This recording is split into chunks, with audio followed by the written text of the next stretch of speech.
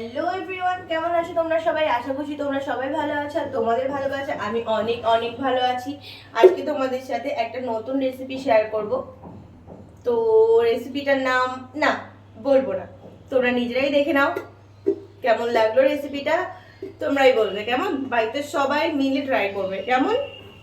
Recipe করতে বেশিক্ষণ লাগবে না, বাস কিছুক্ষণই টাইম লাগবে। তো তার জন্য আমাদের নিয়ে নিতে হবে এরকম একটা পাত্র নিয়ে নেবে, আর পাত্রটার মধ্যে একটু জল লাগবে।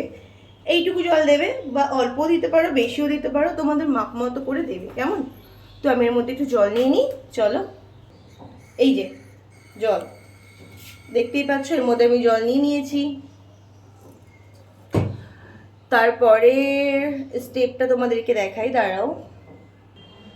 এই দেখো জল, এটাকে আমি এভাবে গ্যাসে বসিয়ে দিলাম। আর যদি কেউ গ্যাস ধরাতে না পারো, এটাও আমার থেকে শিখে নাও। এটাকে কি বলে? লাইটার। এই যে গ্যাসে এটাকে এভাবে একটু টাচ করে টিপে ধরবে, এভাবে একটুখানি মুড়িয়ে দেবে, এবার ধাপ ট্যান ট্যান জ্বলে উঠলো আমাদের গ্যাস। তাহলে আজকে আমাদের মানে আমার থেকে তোমরা কি শিখলে? গ্যাস ধরানো। পারলে তো বলো, আমি শেখালাম তো বলো।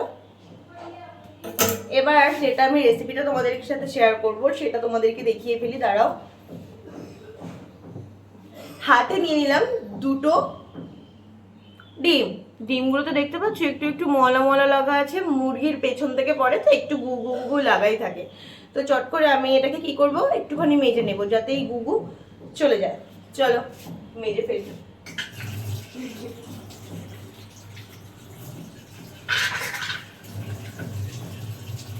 আমার একটু বেশিই ঘৃণা।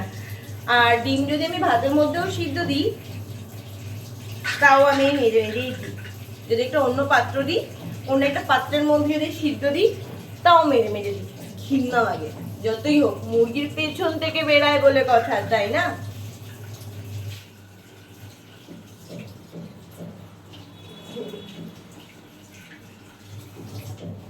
তো ডিম ধুয়ে কমপ্লিট। যে রেসিপিটা আমি তোমাদের সাথে শেয়ার করব সেটা মন দিয়ে দেখো। জল এখানে আমি দিয়ে দিয়েছিলাম, আর জলটা হালকা গরম হয়ে গেছে। তো জলের মধ্যে আমি এই ডিম দুটো আস্তে করে করে ছেড়ে দেবো। টাপাস করে কেউ ছাড়বে না, তাহলে কিন্তু ডিমটা পড়ে পর ফেটে যাবে। দেখো এটাও আমি সেই আস্তে আস্তে করেই ছাড়ছি, পুরোপুরি আস্তে আস্তে করে ছাড়বে যাতে ডিমে টুকুস করে মানে শব্দ না হয়, আর টুকুস করে মানে কি বলে না, ধাক্কা না লাগে। আর একটা জিনিস, সব থেকে একটা বড় উপকরণ মনে রাখবে, দেখো এটাকে কি বলে? নুন। হ্যাঁ, নুনও কিন্তু চিনির মতো দেখতে, চিনিও কিন্তু নুনের মতো দেখতে, দুটোই সাদা। কি করে বুঝবে? নুনটা একটু বেশি গুঁড়ো গুঁড়ো, আর চিনিটা হচ্ছে গিয়ে খোয়া খোয়ার মতো একটু একটু একটু একটু অনেক মানে দানা দানা দানা দানা থাকে। তো আমি ডিমটা দেওয়ার পরে ওর মধ্যে একটু লবণ দেবো যাতে মানে ডিমটা না ফাটে। আর এই রেসিপিটার নাম হলো ডিম সিদ্ধ। তো তবে তোমরা আজকে আমার থেকে কি শিখলে? ডিম সিদ্ধ করা। ওকে, আমি সেদিনকার আলু সিদ্ধ ভাত রান্না করার সময় যে ভিডিওটা আমি তোমাদেরকে পোস্ট করেছিলাম, আমাকে আমার একটা বান্ধবী বলেছিল যে সে এখনো ভাত রান্না করতে পারে না। তো আমি ভাবলাম যদি সে ভাত না রান্না করতে পারে, তো অনেকে হয়তো এরকম আছে যে তারা ডিম সিদ্ধটাও করতে পারে না। তাই আমি তাদের জন্য আজকে নিয়ে এসেছি ডিম সিদ্ধ রেসিপি।